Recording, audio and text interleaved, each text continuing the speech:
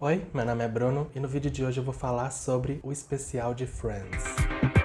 Eu sei que muita gente esperava um episódio inédito ou um anúncio, de que a série voltaria, mas o especial de Friends foi exatamente o que eu esperava que fosse, um reencontro para relembrar Friends. Muita gente não gostou ou ficou decepcionada, mas eu fiquei feliz, até porque eu sou uma das poucas pessoas que não quer um revival dessa série de forma alguma. Mas eu vou falar um pouco mais sobre isso mais na frente, porque agora eu vou falar um pouco sobre a minha relação com Friends.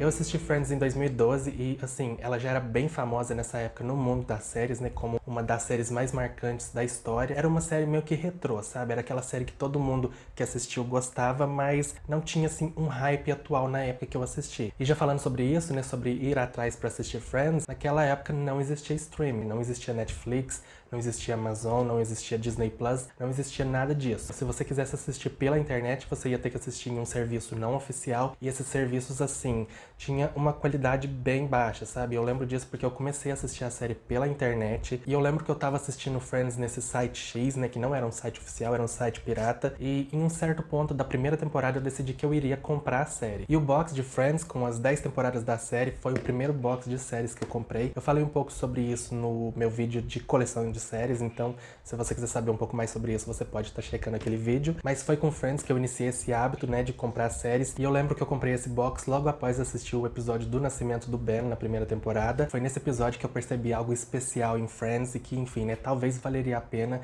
eu investir um pouco de dinheiro nessa série que eu tava conhecendo, mas eu não parei de assistir a série. Enquanto o box não chegava, eu continuei assistindo a série, e quando o box chegou, mais ou menos uma semana depois, eu já tava na sexta temporada. E a partir da sexta, eu obviamente comecei a assistir pelo meu box, porque a qualidade era bem melhor do que a qualidade que eu achei na internet pra assistir. E naquela época, por não haver demanda, não existia dublagem pra Friends, então Friends meio que me obrigou a assistir legendado. Isso foi uma grande questão pra mim no começo, antes de começar a assistir essa série, tipo, será que eu quero ver uma série legendada? Eu não gosto de assistir legendado, vai ser um saco. Mas depois de assistir Friends, depois de assistir os 236 episódios legendados, meio que a minha percepção sobre legenda e, enfim, todo esse universo mudou bastante. Friends mudou a minha vida nesse sentido, sabe? No sentido de aceitar a legenda e assistir no idioma original. Mas falando sobre Friends, já respondendo a pergunta clássica, qual é o meu personagem favorito? O meu personagem favorito é a Mônica. Ela é a minha personagem favorita desde a primeira vez que eu assisti a série, mas toda vez que eu reassisto a série, eu me apaixono por um personagem diferente. E falando em rever a série, eu já revi Friends mais de 15 vezes. A partir de um certo ponto eu perdi as contas, mas já foi mais de 15 vezes que eu assisti a série do início ao fim. Eu assisti a série pelo meu box pelo menos umas 7 ou 8 vezes, e o restante eu assisti pela Netflix por,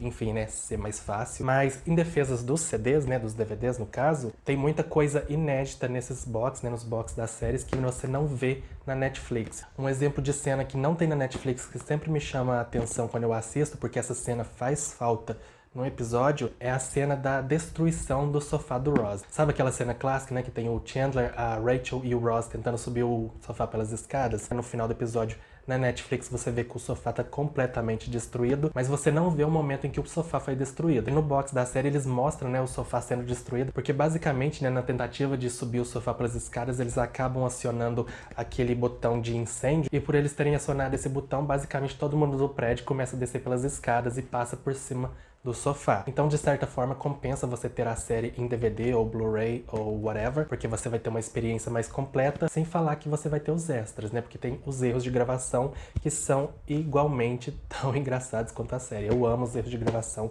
de Friends. Mas, enfim, seguindo em frente, eu gosto bastante de Friends, e por gostar de Friends eu me obriguei a assistir várias das séries dos atores, Então eu acabei assistindo Cougar Town, da Courtney Cox, que era uma das minhas séries favoritas, eu adorava, e era uma série que ninguém assistia. Eu também assisti The Comeback, da Lisa Kudrow, que, enfim, é uma das melhores séries de um ex-Friends, na minha opinião. Mas eu também assisti todas as séries canceladas do Matthew Perry, porque, enfim, ele fez várias. Eu assisti Studio 60, eu assisti Mr. Sunshine, Go On, e por último, a última série que ele fez, The Odd Couple, que eu acho extremamente fraca em comparação às outras. Eu também assisti, claro, o spin-off, infame spin-off de Friends, Joey. Mas falando sobre o reencontro de Friends, teve uma entrevista com James Corden basicamente igual à entrevista com a Oprah lá em 2004, quando a série terminou, mas a diferença é que todos eles foram pagos para participar dessa. É bizarro pensar que para conseguir reuni-los, foi necessário pagar mais de 2 milhões de dólares a cada um deles, mas vivemos numa sociedade capitalista, então que bom que eles foram pagos pra fazer uma coisa que eles muito bem poderiam ter feito de graça. Mas resumindo, esse especial foi basicamente aqueles extras que você encontra nos DVDs, misturado com algumas dinâmicas de talk shows. Eu sei que muita gente ficou decepcionada, mas eu que sempre assisto os extras dos DVDs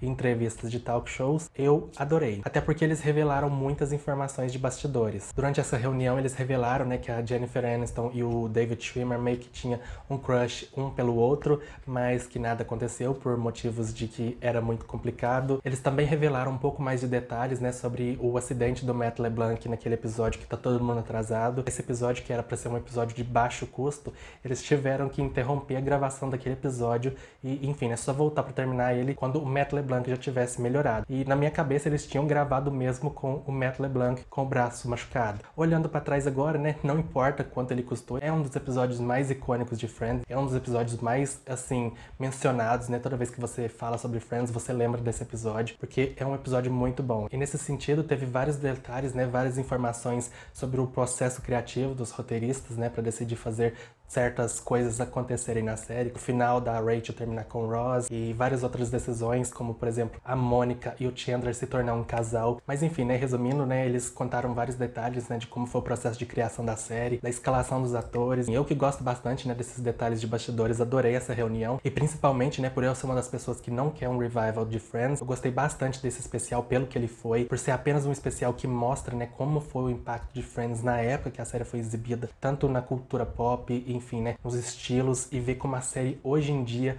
meio que conseguiu um hype totalmente diferente daquela época, mas igualmente grandioso. Mas já falando um pouco sobre eu não querer um revival de Friends de forma alguma, eu só sou a favor de um revival quando algo não foi encerrado, quando algo não conseguiu ser concluído. Por exemplo, quando uma franquia de filmes teve que parar por algum motivo e, enfim, eles não concluíram o objetivo original, ou quando uma série, né, acaba sendo cancelada e não consegue concluir a sua história. Nesses casos, eu acho válido sim, mas quando a história já foi finalizada, né, que é o caso de Friends, que a série teve 10 temporadas, não foram poucas, a série não foi cancelada, a série foi finalizada por decisão dos criadores e dos atores. Eu não acho que vale a pena você trazer essa história de novo, até porque o Will and Grace meio que serviu de exemplo de como você não deve trazer algo do passado pro presente. Todo mundo que estava envolvido na série originalmente quando ela foi ao ar estava envolvido nesse revival, e ainda assim a série não funcionou pra mim. Quando ela voltou em 2017, se eu não me engano, ou 2018, não lembro exatamente quando a série voltou, basicamente ela estava tentando alcançar o presente, sabe? Porque já falando sobre o humor,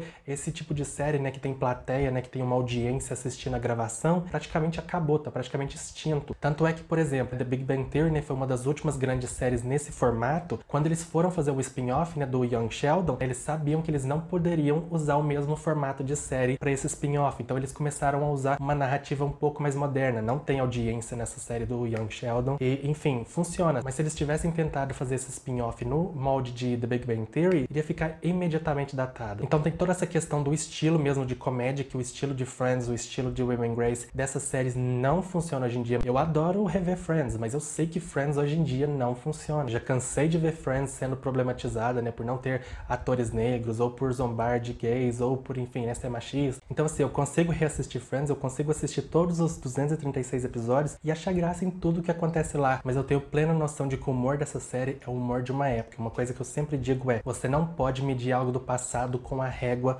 do presente, e é o que eu faço com Friends. Se essa série voltasse para os dias de hoje, ela teria que ser totalmente reformulada para, enfim, né, se encaixar nos padrões atuais, para não ser tão criticada e, enfim, provavelmente, né, nesse processo de adaptação ela perderia o que fez ela especial. Então é muito difícil você trazer uma série como Friends pro presente sem, enfim, né, tornar uma nova série algo diferente, ou sem ficar datado, né, se trouxer no formato original em que a série foi ao ar. Mas assim, um exemplo perfeito de como estender Friends é uma péssima ideia é Joey. Você que assistiu a série pela Netflix provavelmente nem sabe, mas Friends teve um spin-off. Depois que a série terminou, eles tentaram estender o sucesso da série com o personagem Joey. Basicamente, o Joey vai para Los Angeles tentar, enfim, né, seguir a sua carreira de ator, e teve 2 temporadas muito sofridas. Eu amo Friends, eu sou fã de Friends, mas assistir Joey foi uma das piores experiências nesse universo pra mim. Mas voltando a falar sobre Friends, tanto pros roteiristas quanto pros atores, esse capítulo na vida deles já se encerrou, sabe? Aquele final era o que eles tinham em mente pra série, pra eles aquela jornada acabou. E todos seguiram em frente, tanto os atores quanto os roteiristas, porque enfim, né? Sendo eu fã de Friends, é claro que eu assisto as séries dos roteiristas de Friends. Eu assisti The Class, do David Crane, né? Que é um dos criadores de Friends. Eu assisto até hoje, né? Grace and Frankie, que é uma das minhas séries favoritas,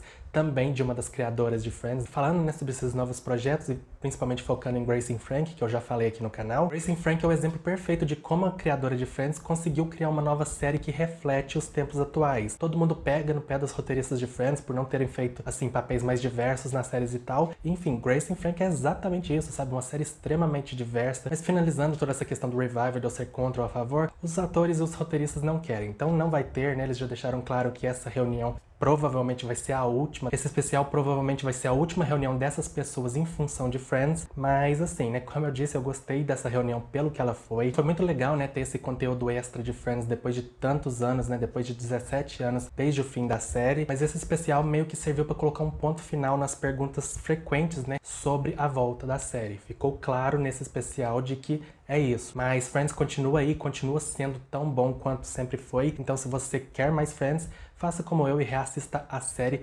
várias vezes que, enfim, você vai ter uma experiência diferente cada vez que você fizer isso, eu te garanto. Mas diz aí o que você achou desse reencontro e diga também qual é o seu Friends favorito, porque todo mundo tem um. Não vou perguntar sobre episódio favorito, porque eu descobri assistindo esse especial que eu não sei qual é o meu episódio favorito de Friends, mas se você tiver um e quiser comentar, fique à vontade. Mas é isso, eu espero que vocês tenham gostado do vídeo e até a próxima.